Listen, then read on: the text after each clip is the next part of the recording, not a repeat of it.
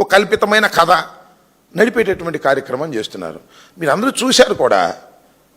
కేసిరెడ్డి వ్యవహారంలో 11 కోట్ల రూపాయలు సీజ్ చేశామన్నారు. ఈ 11 కోట్ల రూపాయలు ఎక్కడివి ఏమిటి అని కోర్టు ద్వారా పిటిషన్ పెట్టి అడిగితే తెల్లముఖం వేశారు. ఎక్కడో చెప్పలేనటువంటి పరిస్థితి. అంత కట్టుకథ అనేది చాలా క్లియర్గా అర్థమైపోతున్నటువంటి అంశాలు మనం చూస్తున్నాం. అంతేకాదు, మీరు రాష్ట్ర ప్రజానీకం కానీ, మేధావులు కానీ, న్యాయ నిపుణులు కానీ ఆలోచించదగినటువంటి ఒక కీలకమైన పరిణామాన్ని మనం చూసాం. అదేంటంటే షార్ట్ షీట్ ఫైల్ చేయలేకపోయారు. ఫైల్ చేశారు, అన్ని తప్పులు దడకే.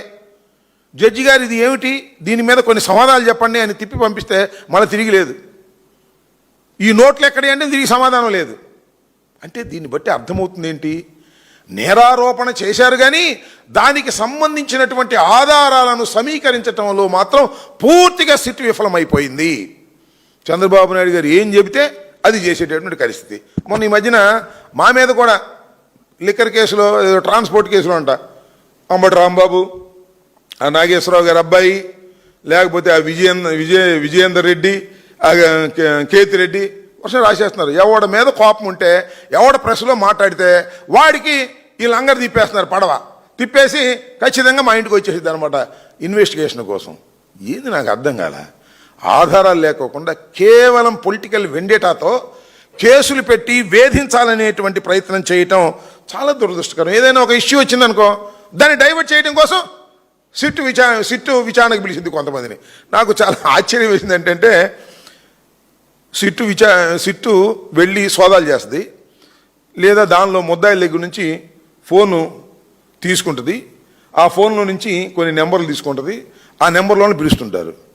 చివరికి ఎలాంటి చేస్తున్నారంటే, మనం బాత్రూమ్ కడగడానికి కూడా నెంబర్లు పెట్టుకుంటామే, వాళ్ళని కూడా పిలుస్తున్నారు, లేదా డ్రైవర్ని వాళ్ళని కూడా పిలుస్తున్నారు, పిలిచి వాళ్ళని విచారిస్తున్నారు.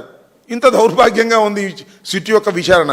ఇలాంటి దౌర్భాగ్యమైనటువంటి విచారణలు చేసి ఏదో ఉంది దీనిలో అనేటువంటి భావన కలిగించటం కోసం ప్రయత్నం చేస్తున్నారు తప్ప ఎక్కడా కూడా సరైనటువంటి ఆధారాలు సేకరించటంలో పూర్తిగా విఫలమైపోయినటువంటి ఈ స్పెషల్ ఇన్వెస్టిగేషన్ టీముని ఏమనాలో అర్థం కానటువంటి పరిస్థితి కనిపిస్తూ ఉంది.